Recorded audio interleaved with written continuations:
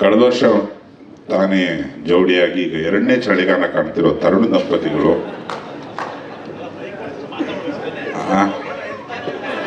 ಆಮೇಲೆ ಮಾತಾಡ್ತೀನಿ ಅಂದ, ಇವಾಗ ಹಿಡ್ಕತ್ತಾನೆ ವಿಜಯ್ ಬಂದು. ಇಲ್ಲ, ನೀವು ನಮಗೆ ಕೇಳ್ತಾ ಇರೋದು ಒಂದ್ ಕಡೆ, ನನ್ನ ಒಡನಾಟ ನಿಮ್ಮ ಜೊತೆ ಜಾಸ್ತಿ ಇದೆ, ಎಲ್ಲ ಸಾಂಗ್ಗಳು ಬರ್ಸಿದೆ ಅವಾಗಿಂದನು. ಏನೋ ಸಿಚುವೇಶನ್ ತರೋಣ ಗುರುಗಳೇ, ಹಿಂಗೆ ಎಣ್ಣೆ ಮೇಲೆ ಸಾಂಗು, ಸಂಜೆ 7 ಗಂಟೆ ಮೇಲೆ ಬಾ ಅಂತ ಹೇಳ್ತೀರಾ.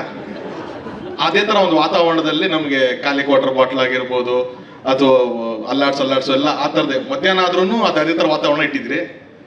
ಯಾವುದೋ ನಾವು ಕಣ್ಣು ಹೊಡೆಯೋಕ್ಕೆ ಬರೀಬೇಕಾದ್ರೆ ಹುಬ್ಳಿ ಭಾಷೆ ಕೇಳ್ಕೊಂಡು ನೀನು ಹುಬ್ಳಿ ಭಾಷೆ ಮಾತಾಡೋ ಅಂತ ಹೇಳಿ ಒಂದು ಇನ್ಸ್ಪಿರೇಷನ್ ತಗೊಂಡು ಬರೀತಿದ್ರಿ. ಈ ಸಾಂಗ್ ಇನ್ಸ್ಪಿರೇಷನ್ ನೀವೇನು ಹೇಳಿ ಸರ್ ಫಸ್ಟು?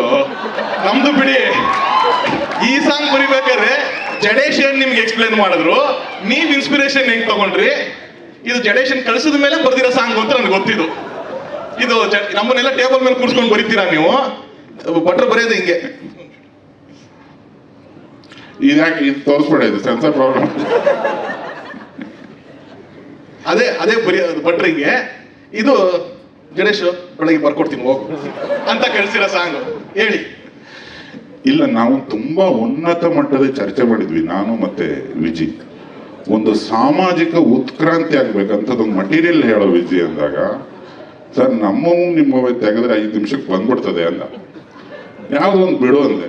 ವಿಜಿ ಮತ್ತೆ ನಾನು ಇಬ್ಬರೇ ವೈಯಕ್ತಿಕವಾಗಿ ಮಾತಾಡೋದನ್ನ ಯಾರನ್ನ ಕೇಳ್ಬಿಟ್ರೆ ಕಿವಿ ಕಿತ್ತೋಗ್ಬಿಡ್ತವೆ ಸರ್. ಅದು ಎಂದೆಂದೂ ಮುಗಿಯದ ಒಂದು ಅಗಾಧವಾದ ಸ್ನೇಹ. ಆಮೇಲೆ ನಾನು ಹೇಳಿದಾಗ ಆಗಲೇ, ನಾನು ಲೋಫರ್ ಅಂದರೆ ನಮ್ಮ ಅಪ್ಪ ಅವನು ಅದೇ ಕೂತ್ಕೊಂಡು ಒಳ್ಳೇದಾಗ್ಲಿ ಮಗನೇ ಅಂತ. ಅಂದರೆ ಆ ವಿಜಿ ಮತ್ತು ವಿಜಿ ಸಹವಾಸದಲ್ಲಿ, ಅಥವಾ ನನ್ನ ವಿಜಿ, ದುನಿಯಾ ಸೂರಿ, ಗಣಪ, ಇವು ಎಲ್ಲರೂ ಒಟ್ಟೊಟ್ಟಿಗೆ ಏನಿಲ್ಲದ ಕಾಲದಿಂದ ಏನೇನೇನೆಲ್ಲ ನೋಡ್ಕೊಂಡು ಬಂದು ನಮಗೆ ಯಶಸ್ಸು, ಸೋಲು, ಮದುವೆ, ಮಕ್ಕಳು ಎಲ್ಲವನ್ನು ನೋಡಿರೋ ಒಂದು ಪ್ಯಾಟರ್ನ್ ಇದೆಯಲ್ಲ, ಅದು ಜಡೇಶನ್ ಸಿಂಕ್ ಆಗಿಲ್ಲ ಬಿಗಿನಿಂಗಲ್ಲಿ. ಈ ನನ್ನ ಮಕ್ಕಳು ಏನು ಮಾಡ್ತಾರೆ, ಒಂದು ಮಗು ಇದೆ ಅಂತ ಹೇಳ್ದಾಗ ಅವನು, ನನಗೆ ಇಷ್ಟು ದೊಡ್ಡ ಮಗು ಇದೆ ಅಂತ ಗೊತ್ತಿರಲಿಲ್ಲ ದುನಿಯಾವಿಜಿಗೆ. ನಿನ್ನ ಪುತ್ರಿನೇ ಅಲ್ವಾ ಮಾಡಿರೋದು? ತಡಿ ಇದೆ ಮಟೀರಿಯಲ್ ಅಂತ ತೆಗೆದೆ. ಈಗ ನಮ್ಮ ಬದುಕಿಂದ ಏನಾರು ತೆಗೆದಿರ್ತಾರೆ, ನಾವು ಕೇಳೋಕ್ಕಾಗಲ್ಲ ನೀನು. ಆ ಥರ ನಿನ್ನ ಮಗಳಿಗೆ ಒಂದು ಧನ್ಯವಾದ ಕಣ. ತುಂಬ ಮುದ್ದಾಗಿ ಕಾಣಿಸ್ತಿದ್ದಾಳೆ. ಆಕೆಗೆ ಇಂಡಸ್ಟ್ರಿಗೆ ಸ್ವಾಗತ. ಯಾಕಂದರೆ ಅಲ್ಲಿ ಕ್ಲೀನಾಗಿ ನಮಗೆ ಒಂದು ಚಾರ್ಟೇ ಸಿಕ್ಬಿಡ್ತು. ಪ್ರತಿಯೊಬ್ಬ ದಂಪತಿಗಳ ಬದುಕಲ್ಲಿ ನಡೆಯುವಂಥ ಒಂದು ತುಂಬ ಅನ್ಅವಾಯ್ಡಬಲ್ ಸಿಚುವೇಶನ್ಸನ್ನು ಸಾಂಗ್ ಮಾಡಿದಾಗ ಎಲ್ರಿಗೂ ದೊಡ್ಡ ಲೆವೆಲ್ಲಿಗೆ ಲೇಟ್ ಆಗುತ್ತೆ. ಆಮೇಲೆ ಜಡೇಶ ತುಂಬ ಎದೆ ತಕ್ಕಂಡು ಹೇಳ್ತಾನೆ, ಈ ಚಿತ್ರನ ಫ್ಯಾಮಿಲಿಗಳು ಮುಗಿಬಿದ್ದು ನೋಡ್ತವೆ ಅನ್ನೋ ಒಂದು ಹೆಮ್ಮೆ, ಒಂದು ಪ್ರೀತಿ ಇದೆ ಸಿನಿಮಾ. ಆಮೇಲೆ ಫ್ಯಾಮಿಲಿ ಕ್ರೌಡನ್ನು ನಾವು ಎಳಿಬೇಕು ಅಂದರೆ ಅದಕ್ಕೆ ಸರಿಯಾದಂಥದ್ದೊಂದು ತುಂಬ ಕ್ಯೂಟ್ ಆದ್ದು, ತುಂಬ ಡಿಗ್ನಿಫೈಡ್ ಆದ ಏನೋ ಒಂದು ಪೋಣಿಸ್ಬೇಕು. ಇಲ್ಲಾಂದ್ರೆ ಮನೆ ಹತ್ರ ಬಂದ್ಬಿಡ್ತಾನೆ ಅವ್ನು, ಸರಿ ಇಲ್ಲ ಒಂದು ಜಡೇಶ. ಅದನ್ನೆಲ್ಲ ಯೋಚನೆ ಮಾಡಿ ವಿಜಯ ಸಾಮಾನ್ಯ ಅಡ್ಡದಲ್ಲಿ ತಯಾರಾದದ್ದು ಇವೆಲ್ಲ ಇತ್ತು. ನಾನು ವಿಜಯ್ ಸೇರಿದಾಗ ಇನ್ನೇನೇನು ಇರ್ತವೆ ಅನ್ನೋದು ನಿಂಗೆ ಗೊತ್ತೇ ಇಲ್ಲ. ಒಂದು ದಿವಸ ಕಳ್ಕೊಳ್ಳೋಣ ವಿಜಯನ. ಹೋಲಿ ಬಿಡಿ, ಮೇನ್ ಮ್ಯಾಟರ್ ಬಿಟ್ಬೇಕು, ಇದೆಲ್ಲ ಹೇಳಿದ್ರಿ. ಆದರೂ ನಾನು ಸಾಂಗ್ ಬಗ್ಗೆ ಹೇಳ್ತೀನಿ. ಎಲ್ರಿಗೂ ನಮಸ್ಕಾರ. ಲ್ಯಾಂಡ್ ಲಾರ್ಡ್ ಸಿನಿಮಾ ಇದು ಜಡೇಶ್ ನಿರ್ದೇಶಕರು ಹೌದು, ಬಟ್ ಇದು ಯಾವಾಗಲೂ ನನ್ನ ಸಿನಿಮಾ ಥರ ಅನ್ನಿಸ್ತಾ ಇರುತ್ತೆ ನನಗೆ. ಅಷ್ಟು ಹತ್ರ ನಂಗೆ ಜಡೇಶ್ ಇದೆ ಯಾವಾಗಲೂ. ನಾನು ಯಾವಾಗ ಹೇಳ್ತೀನಿ ನಮ್ಮ ಆಫೀಸ್ ಸಿನಿಮಾನೇ ಇದು ಅಂತ ಅಂದ್ಬಿಟ್ಟು ಹೇಳ್ತಾ ಇರ್ತೀನಿ.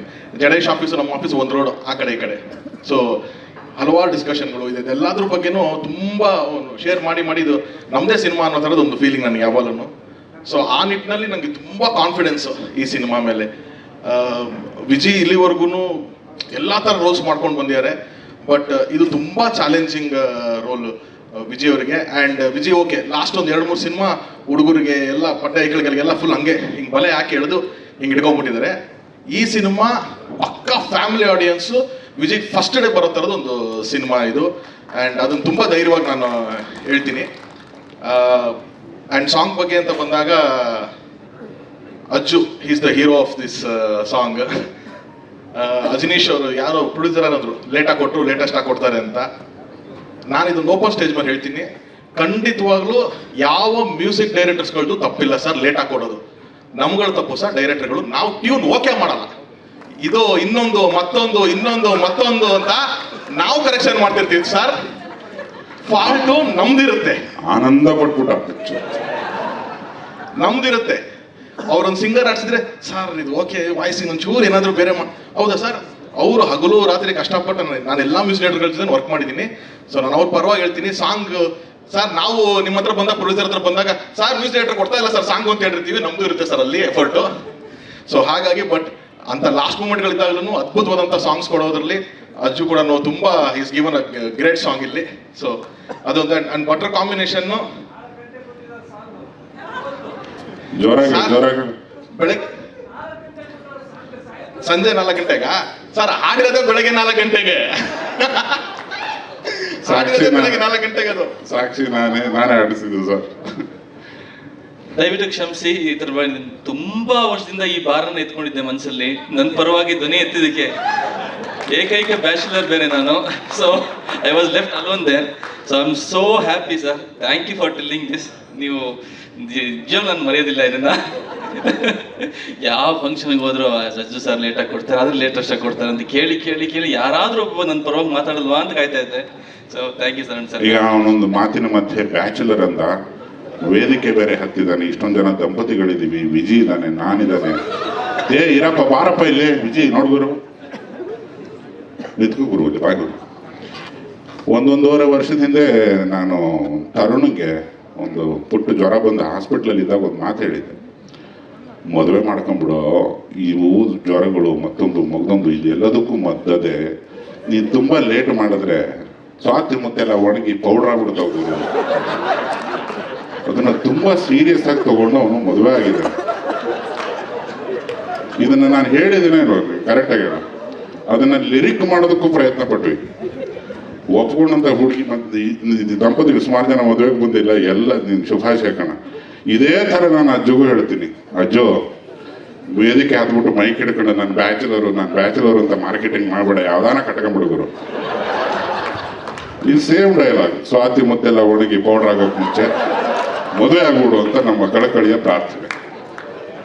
ಈ ಸಿನಿಮಾ ಈ ಹಾಡಿನಾದ್ರೂ ಮದುವೆ ಆಗಲಿ ಅನ್ನೋದು ನಮ್ಮ ಸಮಸ್ತ ತಂಡದ ಒಂದು ಆಶೆ ಆಗ್ಬೋದು.